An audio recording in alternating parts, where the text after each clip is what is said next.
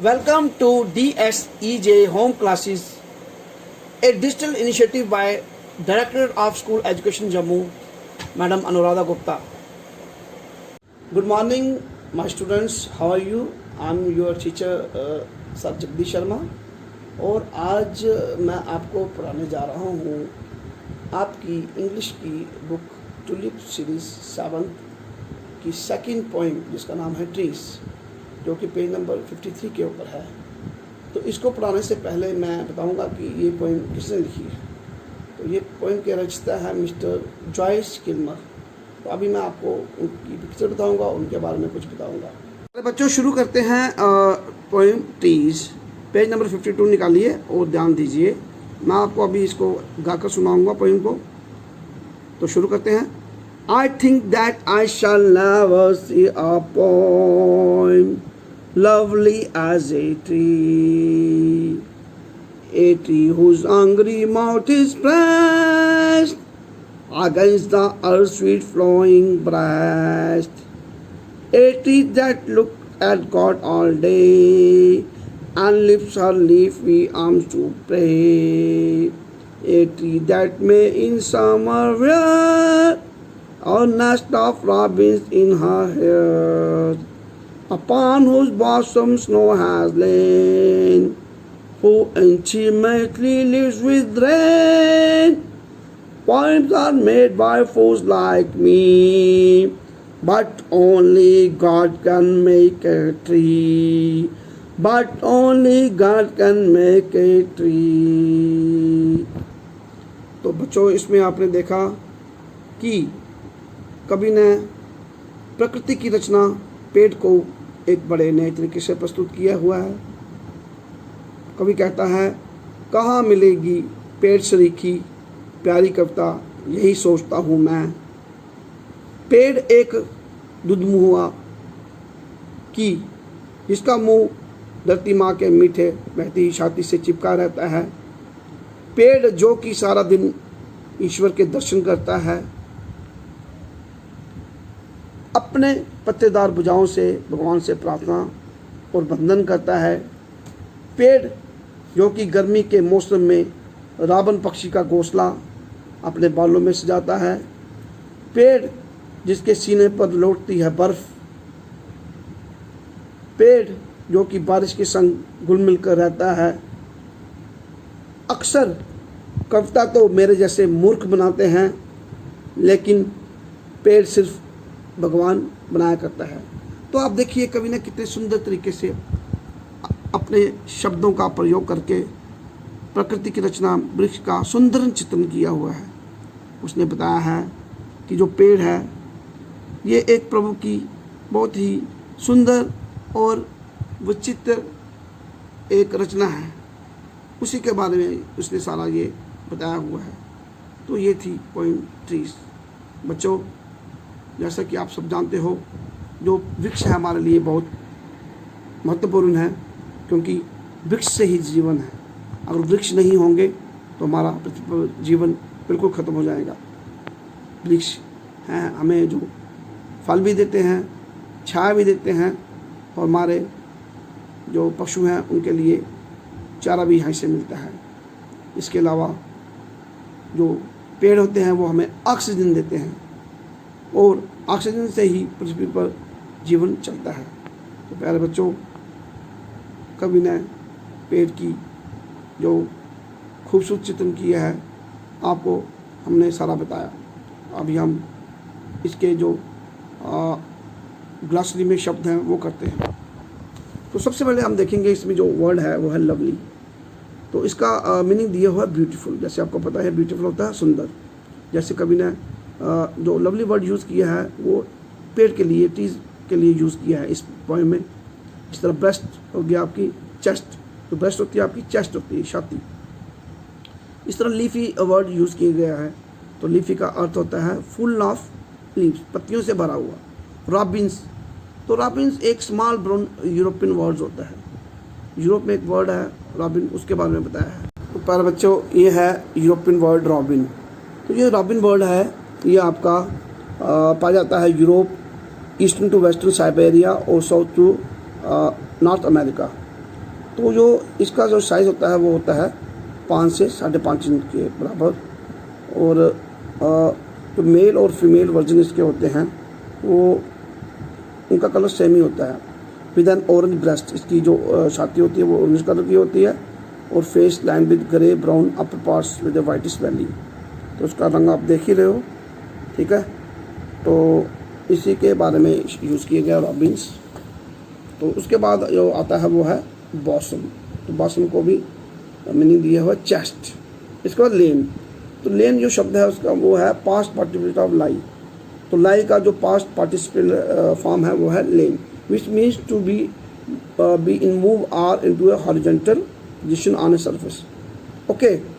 तो उसके बाद है इंटीमेटली। इंटीमेटली होता है क्लोजली। जब आप किसी के साथ बड़ा इंटीमेट होते हो, क्या इसको मतलब आप इसके साथ क्लोज होते हो, जैसे आप किसी आप फ्रेंड के साथ क्लोज होते हो, या अपने मामा के साथ, या अपने पिताजी के साथ, माता जी के साथ, तो अपने भाई बहन के साथ इंटीमेट रिलेशन होता है आपका, बड़ा क्लोज।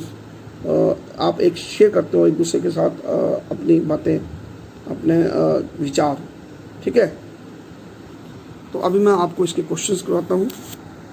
3 क्वेश्चन मैं करवाऊँगा, एक आपने खुद होमवर्क करना घर में। तो सबसे पहले जो क्वेश्चन है पहला फर्स्ट क्वेश्चन वो है what does the poet compare a tree with. तो पोइट ने ट्री को किसके साथ कंपेयर किया है? तो उसका उत्तर मैं आपको बताता हूँ। इसका उत्तर आएगा the poet compares the tree with A lovely poem. ये इसके जो उत्तर है, जो पहली 2 लाइनों में आपका इसका उत्तर मिलेगा। ये देखिए, I think that I shall never see a poem lovely as tree. दूसरा जो इसका प्रश्न है, क्वेश्चन है, वो है what does the tree look at all the day. तो अब ये भी हमें पोइम से ही मिलेगा। ये देखिए, अ tree that looks at God all day means जो ट्री है वो भगवान की तरफ देखता है पूरा दिन। उसके बाद जो तीसरा प्रश्न है how does the tree pray. Tree जो है वो भगवान का बंधन, भगवान की प्रार्थना कैसे करता है। तो इसका भी आंसर आपको यहाँ से मिल जाएगा। ये देखिए आप, a tree that looks at God all day and lifts her leafy arms to pray. इसका उत्तर है जो पेड़ है वो क्या करता है, अपने दोनों भुजाएं उठाता है पत्तों से भरी हुई और भगवान की प्रार्थना के लिए। तो ये हो गया आपके 3 क्वेश्चंस। तो जो 4th क्वेश्चन आप खुद ही करेंगे वो है what does a tree wear in summer. Tree summer में क्या वेयर करता है। तो ये मैंने आपको बताया ही है, तो आप ये खुद करेंगे। उसके बाद हम करते हैं इसका लैंग्वेज वर्क। लैंग्वेज वर्क में आएगा आपको ट्रू एंड फॉल्स। तो ट्रू एंड फॉल्स में सबसे पहले आपका आता है the poet shall never see a poem lovely as tree. अर्थात जो कवि है उसने shall never see a poem, उसने ट्री को एक पोइम के साथ कंपेयर किया। उसने कहा है कि मैंने एक ट्री जैसी कोई भी पोइम नहीं देखी। तो बिल्कुल सही जवाब है इसका, कवि ने ऐसे ही बताया है। उसके बाद जो अगला है ट्रू फॉल्स वो है poems are not made by fools like the poet.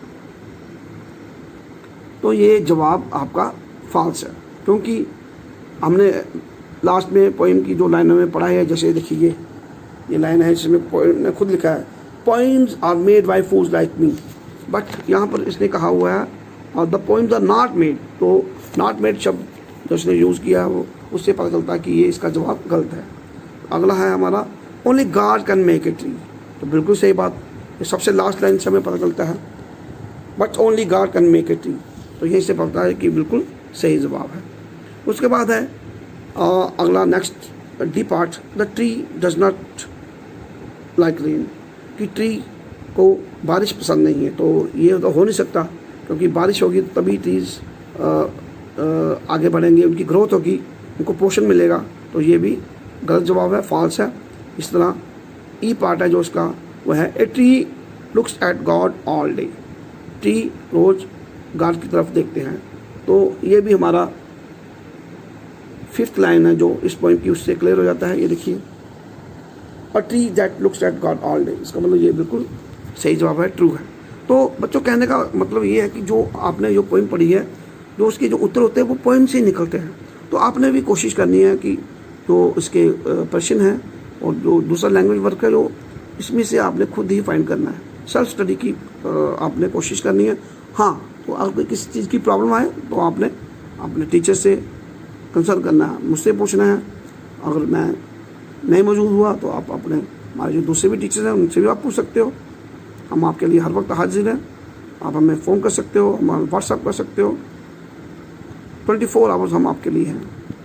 उसके बाद आगे देखिए, ये कहता है pick out the rhyming words from the poem as in the example, कि जो पोइम में आप राइमिंग वर्ड्स चूज़ कीजिए। इसने एक एग्जांपल दी, जैसे इसने एक बताया हुआ है प्रेस्ड, तो उसका वर्ड एक बनाया हुआ है ब्रेस्ट। तो आप देखेंगे ये जो शब्द इसमें लास्ट आते हैं वो उसकी जब आप साउंड है वो सेम होती है, जैसे प्रेस्ड, ब्रेस्ट। ओके, तो इस तरह के शब्द और भी जो है आपने इसमें पोइम से निकालने हैं। उसके बाद लेट्स टॉक सेक्शन में आते हैं। तो उसने कहा हुआ है after reading the poem do you think trees are necessary for us. Poem पढ़ने के बाद आपको क्या पता चला कि ट्रीज हमारे लिए ज़रूरी है। तो आप 2-4 बच्चों का ग्रुप्स बना के तो उसमें अब आप बताएंगे और जो इम्पोर्टेंस ऑफ ट्रीज वो लिखेंगे, खासकर जो ट्रीज हमारे जम्मू एंड कश्मीर में पाए जाते हैं। उसके बाद लेट्स राइट सेक्शन में आते हैं। तो उसने कहा कि right 5 sentences on your favourite trees, जो आपका सबसे फेवरेट ट्री है, आपका पसंदीदा पेड़ है, उसके ऊपर आपने 5 सेंटेंसेस लिखने हैं इंग्लिश में। ओके, उसके बाद बी पार्ट में आप लिखेंगे write down the words from the poem which have been repeated. आपने कुछ ऐसे वर्ड्स ढूंढने हैं पोइम में और लिखने हैं अपनी बुक पे जो बार बार जिसका प्रयोग किए, जो रिपीट हुए हैं। उसके बाद सी सेक्शन में आते हैं, लेफ्ट राइट के सी पार्ट में pick out the words which start with the following consonant sounds. तो कुछ जो कॉन्सोनेंट साउंड्स इसने दी है जो इससे शब्द शुरू होते हैं वो आपने वो लिखने हैं। जैसे एफ से क्या स्टार्ट होता है, एस से, पी से एंड बी से।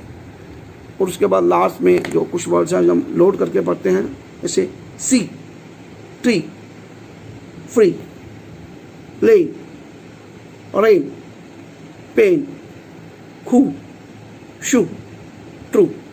तो ये वर्ड लोड करने का हमारा ये मतलब है, इसका इसलिए दिए हैं ताकि इसकी जो हमारी प्रोनाउंसिएशन है वो बिल्कुल सही हो जाए। ठीक है, ताकि आपको जब आप इसको बोलो तो इसी तरीके से बोलो, ऐसे I want to see a book, I plant a tree, today I am free. Okay, तो इस तरह से ये शब्द आपने इसका अभ्यास करना है। बाकी बच्चों आपने जो मैंने आपको होमवर्क दिया आपने करके लाना है और मेरे को चेक भी करवाना है।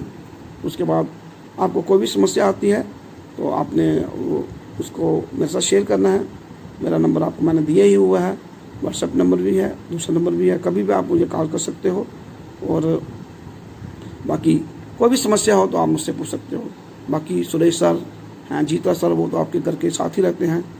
मैडम कुसुम भी है, तो आप उनकी फिज़िकली भी उनके पास जाकर उनकी हेल्प ले सकते हो।